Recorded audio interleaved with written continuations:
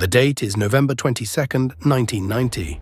The Hartford Civic Center trembles with 16,000 voices, a cathedral of wrestling fervor on the precipice of winter. Survivor Series has drawn the masses. This is the World Wrestling Federation's proving ground, the stage where legends are forged and dreams crystallize into immortality. And somewhere in the bowels of this arena, a man named Fred Ottman stands at the threshold of destiny, about to participate in the most important spectacle of his career. He is Tugboat. He wears a sailor's hat and a red striped shirt. When he mimes pulling an air horn chord in unison with that distinctive naval sound, the crowd erupts in genuine affection. But on this night, Tugboat is no mere novelty act designed to entertain children. He has been selected to stand alongside Hulk Hogan himself, the Titan, the Immortal, the man who body-slammed a 520-pound giant before 80,000 screaming souls. Tugboat has been chosen as Hogan's ally. His team includes not just the Hulkster, but the Big Boss Man and Hacksaw Jim Duggan. Their opponents are Earthquake, Dino Bravo, Haku, and the Barbarian. As Tugboat steps through those ropes under the crystalline lights, the narrative is unmistakable. He belongs in this moment. He is a rising star, a babyface blessed with Hogan's personal endorsement. But then it happens. In the chaos of bodies and strikes, Tugboat finds himself locked in combat with Earthquake, the monolithic force of nature who had recently brutalized Hogan. Their struggle intensifies, builds and spills to the outside, ultimately leading to a double countout. Tugboat is eliminated. He has fallen, not through weakness, but through the cruel mathematics of a double elimination. The kind of finish that saves face but leaves no victor. He exits to applause, his pride somewhat intact, though the moment of his greatest triumph has become tainted by incompleteness. Hogan battles onward, ultimately emerging as the sole survivor. Yet here is where the story turns impossible, where the tragedy of professional wrestling reveals its deepest wounds. Within months of that Survivor Series appearance, Tugboat will be completely repackaged. He will eliminate Hulk Hogan in a battle royal, turning his back on his mentor in an act of calculated betrayal. He will be reintroduced as Typhoon, and he will partner with Earthquake to form the Natural Disasters.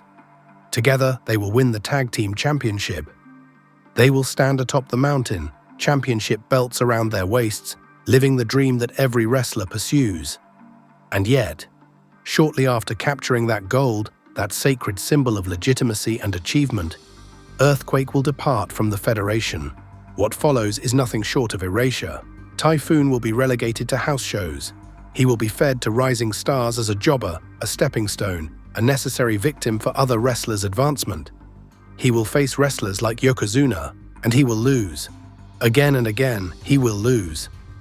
The push that had carried him to Tag Team Championship gold will evaporate like morning mist. His final match will be in Tampa on July 18, 1993. A house show victory against someone named The Predator, a name so forgettable that it barely registers in wrestling history. And then Fred Ottman will vanish from the company 4 years after his television debut as Tugboat. He will exit through a back door, unheralded, unremembered, abandoned by the very company that had once positioned him alongside Hogan. How does this happen? How does a man climb so high, the Tag Team Championship, only to plummet so completely into obscurity? The answer lies in a labyrinth of creative decisions, wrestling politics, and the simple fact that Fred Ottman existed in the wrong place at the wrong time.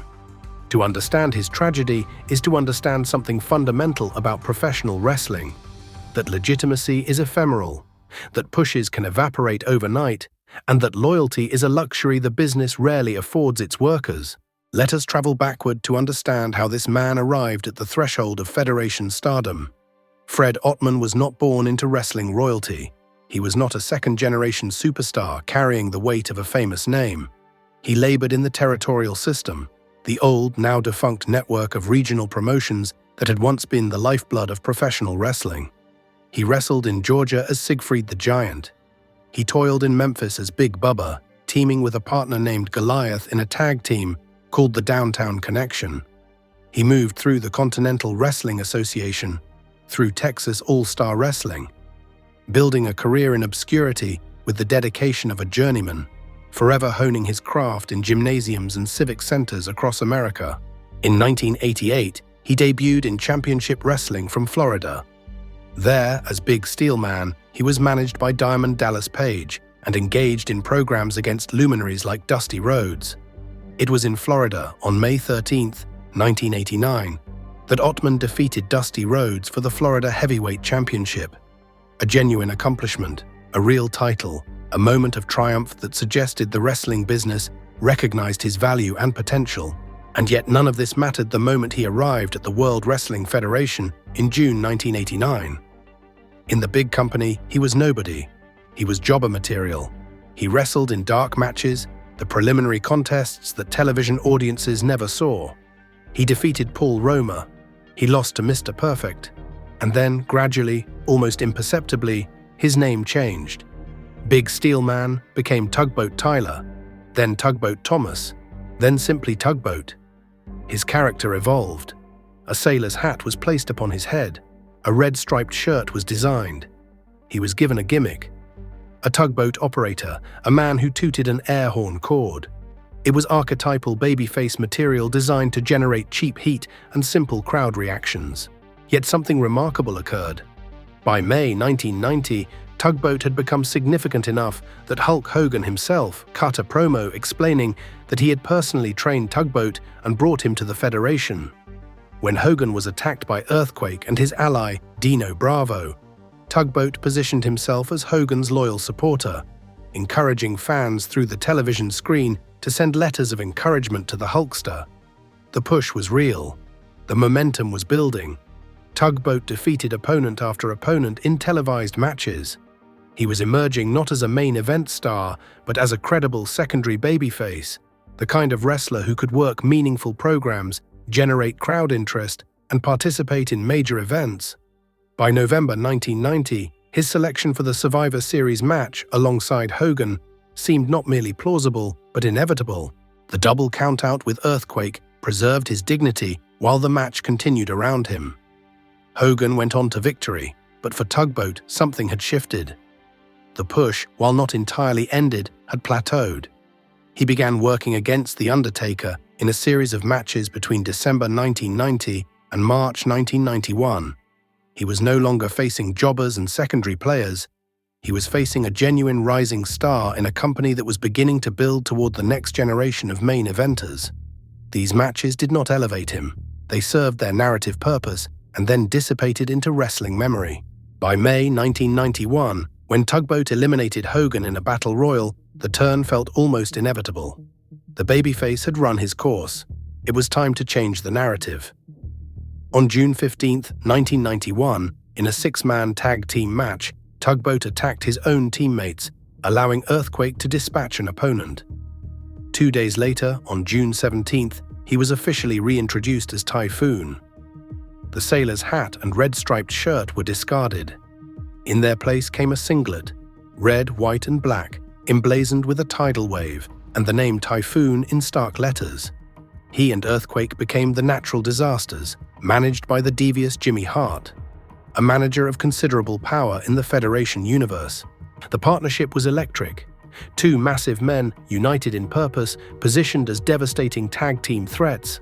And then, remarkably, the gimmick evolved. In early 1992, the Natural Disasters and Jimmy Hart split. Rather than continuing as villains, they turned into fan favorites, positioning themselves against Hart's new regime of heel tag teams, particularly Money Inc., the $1 Million Man, and Erwin R. Shyster. The Natural Disasters became populist heroes, standing against corporate tyranny and the corruption represented by wealth and authority. In July 1992, they achieved the summit. The Natural Disasters defeated Money Inc. for the Tag Team Championship. Earthquake and Typhoon held the greatest tag team honor the company had to offer. They stood at the apex. The climb had been completed. Typhoon had transformed from a babyface nobody into a champion, a title holder, a certified main event attraction. Surely this was the moment when his career would be cemented. Surely this was the beginning of a sustained run at prominence.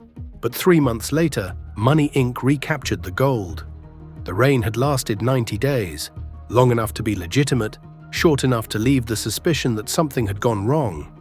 The natural disaster's momentum, which had seemed unstoppable, began to fragment. The angle with Jimmy Hart was resolved. And then, in early 1993, Earthquake took a leave of absence from the company. Earthquake's departure was catastrophic for Typhoon's career.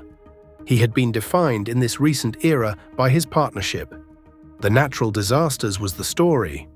Typhoon alone was simply a large man with a tidal wave singlet and no clear direction. He worked singles matches. Some were televised, most were house shows. He faced Bam Bam Bigelow in a series of encounters where he was positioned as Bigelow's victim, putting him over. He faced Yokozuna in televised matches, winning one by disqualification, losing one by pinfall. The booking suggested he had value. He was not being completely buried, but it also suggested he had no future. He was a placeholder, a transitional opponent, a stepping stone for other wrestlers' advancement. By July 1993, Fred Ottman was finished with the World Wrestling Federation. His final match was a house show victory against the Predator in Tampa. A house show, not televised, against an opponent so unmemorable that he has been almost completely erased from wrestling history. This was the denouement to a career that had climbed so impossibly high. This was how abandonment looked, not with dramatic fanfare, but with a quiet fade into the background. What happened to Fred Ottman was neither unusual nor unique in professional wrestling. It was the standard trajectory for mid-tier talent. When Earthquake left, the company simply moved on. Typhoon had served his purpose. He had been a credible tag team partner. And now, with that partnership dissolved, there was nothing left to do but quietly release him. He would resurface in World Championship Wrestling as the Shockmaster, only to become embedded in wrestling lore for all the wrong reasons. For the stumble through the sheetrock wall, a moment so catastrophic that it overshadowed everything else. He would return to the Federation briefly in 1994, jobbing to Yokozuna before fading away. But Fred Ottman's story did not end in tragedy. Decades later, on April 18, 2025, he was inducted into the WWE Hall of Fame as part of the Natural Disasters, alongside his old partner Earthquake. The company that had abandoned him would acknowledge his contributions. He would be remembered as part of a legitimate championship-winning tag team. In that recognition, there would be redemption. Fred Ottman would get his moment, even if it came 30 years after his last match.